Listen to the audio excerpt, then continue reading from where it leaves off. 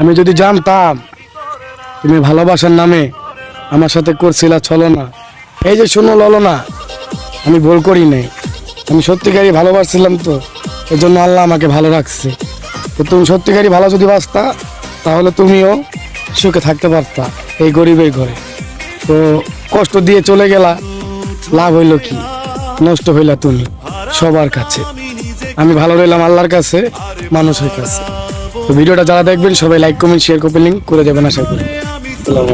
তোর বর্ষা চোখে ঝরতে দেব না বৃষ্টি,